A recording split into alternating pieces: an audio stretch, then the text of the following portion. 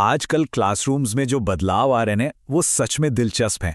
हम उस पुरानी रटंत विद्या से निकलकर एक बहुत ही डायनामिक और कॉन्सेप्ट बेस्ड मॉडल की तरफ बढ़ रहे हैं। तो चलिए बिना देर किए सीधे इसी विषय की गहराई में उतरते हैं।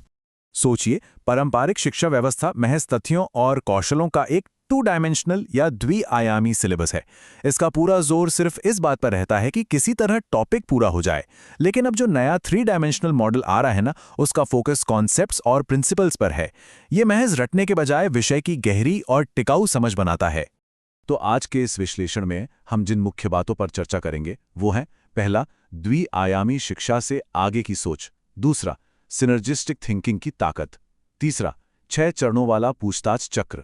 चौथा, जमीनी स्तर पर काम कर रहे हमारे शिक्षक। और पांचवा, हमारा अंतिम लक्ष्य यानी कार्रवाई या एक्शन। चलिए अपनी पहली चर्चा से शुरुआत करते हैं, द्विआयामी शिक्षा से परे।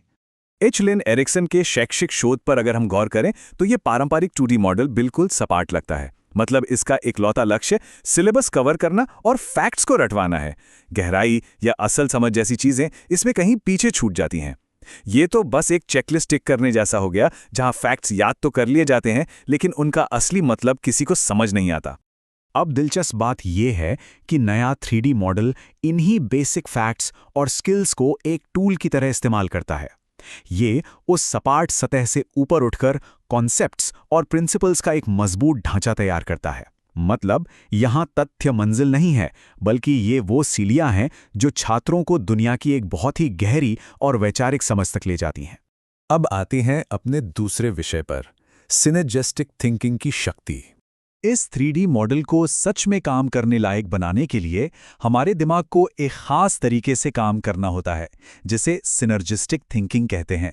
इसे ऐसे समझिए, ये किसी तथ्य को जानने और एक बड़ी अवधारणा को समझने के बीच का पुल है।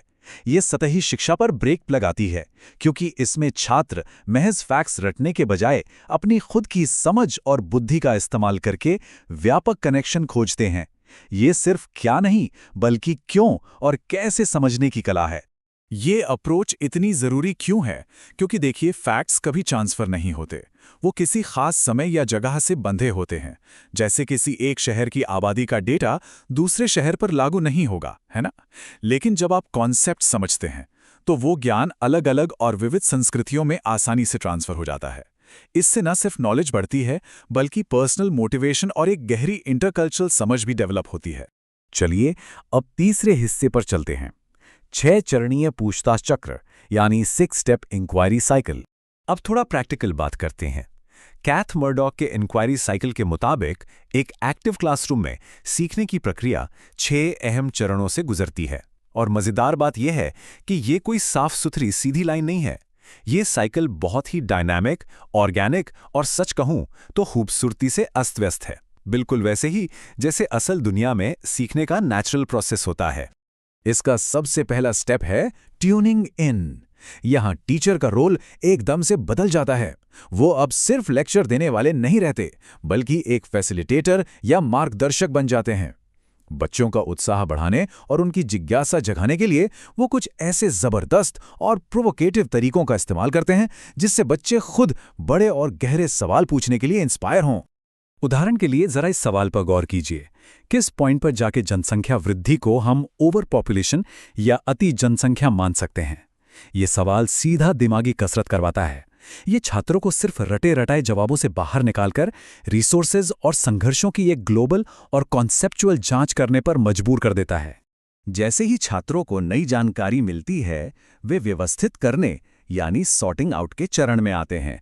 यहाँ वे पैटर्न और कनेक्शंस खोजते हैं। और इसके बाद आता है गोइंग फर्दर या आगे बढ़ना, जहां वे उन सब टॉपिक्स में गहराई से गोता लगाते हैं जो सच में उनका इंटरेस्ट जगाते हैं।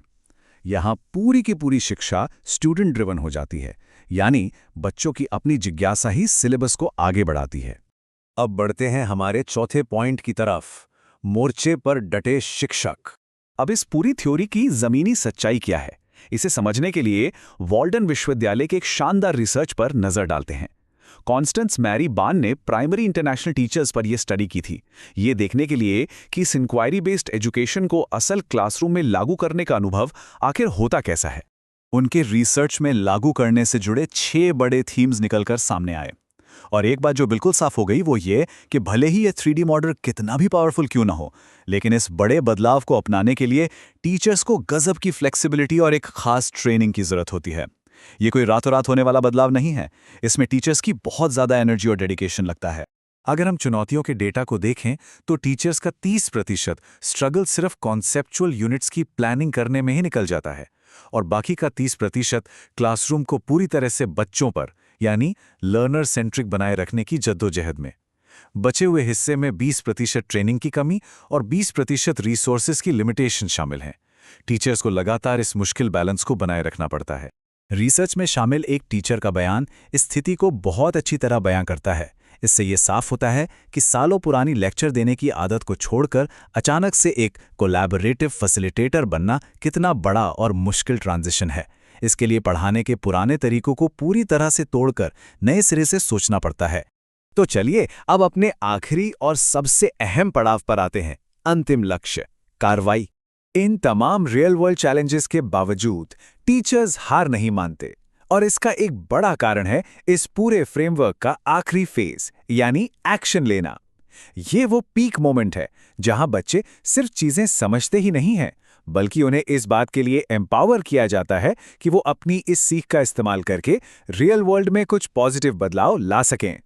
मतलब सिर्फ एग्जाम पास करने के लिए पैसिव होकर रटने के बजाय इस मॉडल में बच्चे एक साथ मिलकर काम करते हैं। वो कॉन्सेप्ट्स को समझते हैं और समाज की असली समस्याओं जैसे मान लीजिए पानी की कमी या लोकल सूखे के लिए असल और प्रैक्टिकल सॉल्यूशंस निकालते हैं। वो सिर्फ पढ़ नहीं रहे हैं, वो दुनिया बदलने की तैयारी कर रहे हैं। तो आखिर में मैं आपको इस विचार के साथ छोड़े जाता हूं, जरा सोचिए, अगर हमारी और आपकी अपनी शिक्षा पूरी तरह से 3D होती तो वो कैसी दिखती?